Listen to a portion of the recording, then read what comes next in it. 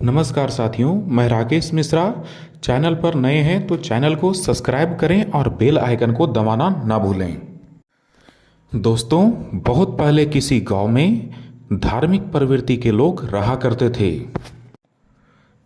गांव के सभी लोग परिवार सहित सुबह मंदिर जाया करते थे और मंदिर के पुजारी के साथ पूजा किया करते थे। गांव के जो लोग सुबह काम पर निकल जाते थे वे लोग शाम को आरती में शामिल हो जाया करते थे। साथ ही मंदिर के पुजारी के साथ बैठकर प्रवचन सुना करते थे। अपनी इस धार्मिक प्रवृत्ति के कारण गांव के सभी लोग काफ़ी खुश रहा करते थे। उसी गांव में रामसेवक नाम का एक आदमी रहा करता था। रामसेवक अपने गांव से 15 किलोमीटर दूर रेलवे स्टेशन पर टांगा चलाने का काम करता था।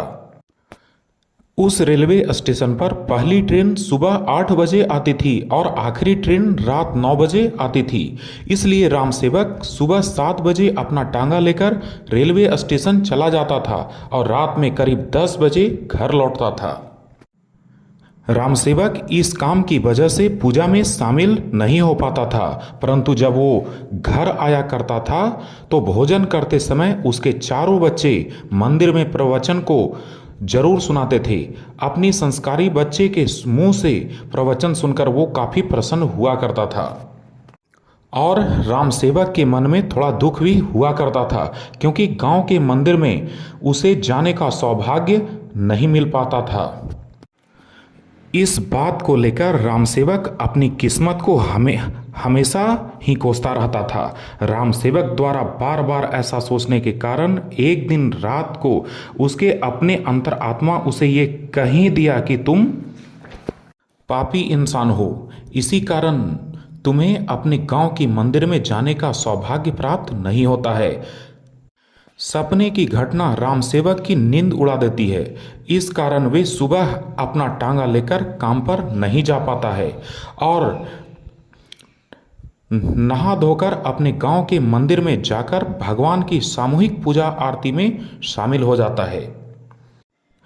आरती खत्म होने के बाद सभी लोग अपने घरों तथा काम पर चले जाते हैं तो रामसेवक पुजारी के चरणों में गिरकर अपना दुख प्रकट करता है कि मैं इतना बड़ा अभागा और पापी क्यों हूँ जो मैं अपने गांव की मंदिर की आरती और प्रवचन नहीं सुन पाता। भगवान की आरती और प्रवचन मेरे किस्मत में क्यों नहीं है।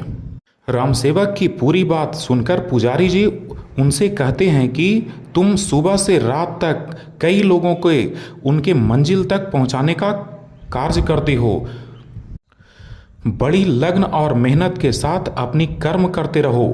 तुम्हारा यही कर्म ही तुम्हारे द्वारा किए गए भगवान की सच्ची पूजा और आरती है। तुम्हारे मन में जो मंदिर आने की प्रबल इच्छा है, तुम्हारी वही इच्छा भगवान की भक्ति है।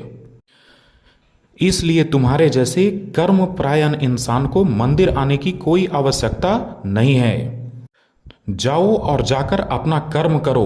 पुजारी की ये बात सुनकर रामसेवक प्रसन्न होकर अपना टांगा लेकर रेलवे स्टेशन की ओर चल पड़ता है।